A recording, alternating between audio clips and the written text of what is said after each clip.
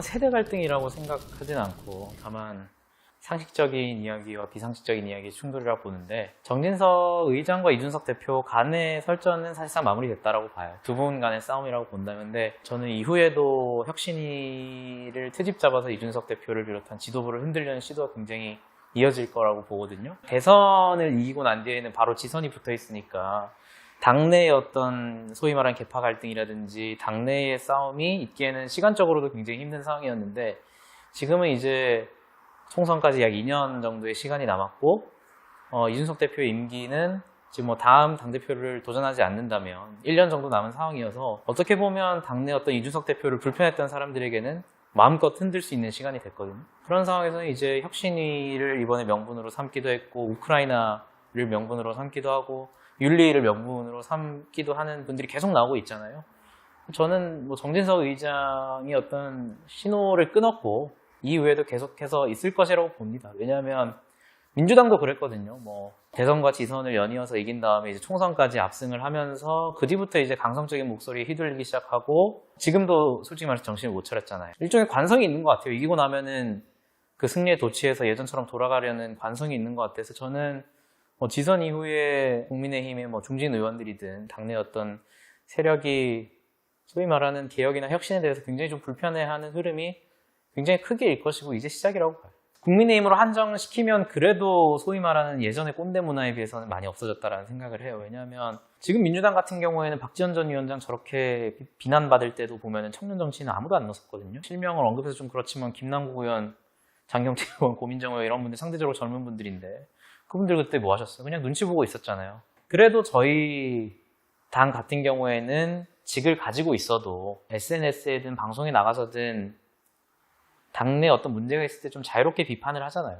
얼마 전에 어떤 정호영 당시 후보자 문제에 대해서도 오히려 당내에서 청년들이 굉장히 많은 비판을 했고, 예전 같았으면 어딜 감히 청년 정치인들이 그 싸움에 낄 수 있었겠어요. 근데 오히려 지금은 굳이 또 실명을 언급하면 무슨 또 이해관 소리 들으실까봐 이 실명들을 언급을 하는 게 더 안 좋을 것 같아서 실명은 얘기 못하지만, 굉장히 좀 직책을 가지신 청년 정치인 분들이 많이 자유롭게 비판을 하고 그분들이 방송에서 자유롭게 이야기를 하고 있잖아요. 여기서 더 후퇴하면은 다시는 국민의힘에 기회는 없을 것이다. 저는 발족은 사실상 불가능한 수준에 이르렀다고 보고, 나중에 만약에 이 모임이 발족되었을 때, 나중에 어떤 정치적 사안이 있었을 때 그 모임에 포함된 의원들의 이름으로 성명을 낸다든지, 당내 주류 의견인 것 마냥 어떤 그 정치적 사안에 대해서 의견을 낼 가능성이 굉장히 높다라고 봐요. 공식적으로 지금 당정 관계를 협의할 수 있는 기구를 만들어 놓은 상황임에도 불구하고 다른 어떤 사모임을 만들어서 그것에 대한 정치적 견해가 나온다면 그 순간부터 당은 걷잡을 수 없이 심한 내홍으로 빠질 수밖에 없다라고 보고, 그리고 저는 그런 모임을 만들어가지고 당내 어떤 혁신을 이끌고 여당의 성공 뒷받침했다는 사람이 찾아볼 수 없는 것 같습니다. 이름을 드러내고 하는 분은 없죠. 거의 없었죠. 대표에 대한 흔들기나 지도부에 대한 비판은 당연히 있을 수 있다고 보는데, 좀 덜 비겁해지셨으면 좋겠다. 이름 드러내고 얼굴 드러내고 좀 건전한 토론을 해야 되지. 저런 식으로 익명 인터뷰를 하게 되면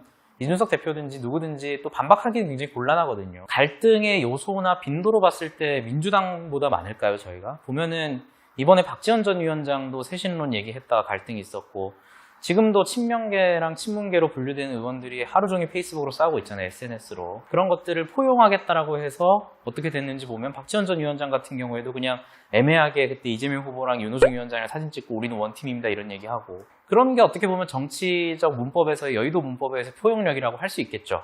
그렇다고 해서 우리가 박지원 전 위원장이나 지금 민주당의 지도부를 포용력 있는 지도부라고 표현하나요? 앞에서 얘기하지 말고 뒤에서 얘기하라는 거거든요. 그런 포용력이라는 것들을 발휘해서 민주당의 갈등이 지금 봉합되고 있나요? 오히려 밖으로 드러내고 치열하게 국민들 앞에 검증받을 때 더 빠르게 시정되는 경우도 저는 있다고 봅니다. 익명에 숨지도 않았을 것이고 비난과 비판의 양도 훨씬 적었겠죠. 예를 들어서 김종인 위원장의 연배나 어떤 경륜에 되시는 분이 저런 얘기를 하셨다. 실제로 위원장을 하실 때도 굉장히 센 발언을 많이 하셨어요. 그때는 이 정도의 익명 인터뷰나 비난의 양은 아니었던 걸로 저는 알고 있거든요. 결국에는 이준석 당대표라는 그런 타이틀보다는 아직까지 85년생 정도의 어린 나이라고 본인들은 생각을 하는 거죠. 그리고 굉장히 좀 소위 말하는 싹수가 노랗다, 속된 말로 싸가지가 없다라고 하는 얘기들을 계속 하고 있는 거거든요. 결국에는 세게 맞아도 나이가 좀 어리니까, 그리고 정치 선배들이 많으니까 일단 허리 굽히고 얘기하라, 이 얘기를 하고 있는 거거든요. 저는 앞서도 말했듯이 비난과 비판은 충분히 할 수 있는데 계속해서 싸가지론으로 계속 이준석 대표를 비롯한 젊은 정치인들을 공격하는 태도는 좀 많이 좀 불편한 점은 있어요. 근데 또 이게 사실 통하는 거거든요. 뭔가 대중들 입장에서도 그래도 나이 어린 사람이 그렇게 나이 많고 다선 의원 저런 얘기 해도 돼? 라는 정서가 솔직히 깔려있는 것도 사실이기 때문에 또 그걸 사용했을 때 굉장히 좀 효율적으로 한마디로 싸가지라는 얘기를 함으로써 단숨에 제압할 수 있는 그 효율적인 도구로 사용되어 와서 계속 저런 행태가 벌어지는데, 당대표라는 당내 최고의 직위를 가지고 있는 사람한테도 어리다는 이유로, 또 상대적으로 젊다는 이유로 소위 말하는 싸가지론을 공격한다면 나머지 그 다른 젊은 분들은 얼마나 입도 뻥끗 못하고 있을 게 뻔하지 않습니까? 저는 지난 1년은 공과 가가 분명히 있었다고 봅니다. 결과적으로만 봤을 때 대선과 지선을 이긴 당대표가 별로 없습니다. PPAT라든지 아니면 토론 배틀을 통해서 당직을 선발하는 그런 시도는 저는 굉장히 박수 쳐줄 만하다고 보고, 또 호남 지역에서 계속해서 세를 확장하려는 것에 대해서 왜 자꾸 거기 가냐라는 비판도 있지만, 결국에는 지금 지선 결과 보면 전북 당시 후보랑 전북지사 후보랑 전남지사랑 광주시장 후보 보면은 아마 알기로 처음으로 15%를 모두 넘었어요. 좀 아쉬웠던 점들은 분명히 있을 수 있겠죠. 그 대선 직전에 이제 두 자릿수 이상으로 이길 수 있다, 이런 얘기들을 많이 하셨거든요. 그래서 저도 굉장히 신뢰하고 있었는데 출구조사 결과 그게 아니라는 게 사실 밝혀졌고, 그 지점은 약간 이번 지선을 지내면서는 조금 시정이 된 것 같다라는 느낌도 들었고, 지난 1년간 대선과 지선이라는 과제를 앞두고 좀 하지 못했던 것들을 1년 동안 좀 충분히 봤을 때 오히려 자기 정치 논란이 더 줄지 않을까 그렇게 생각을 해요. 우선은 저는 시기적으로는 윤리위 징계 사안이 좀 끝난 이후에 다른 국면을 좀 맞이하지 않을까. 지금 저도 방송 나가서 보면은 무슨 얘기를 하든 결국에는 윤리 얘기밖에 안 나와요. 우크라이나에 가도 윤리 때문에 간다. 반 이준석으로 분류되는 분들도 그게 편하거든요.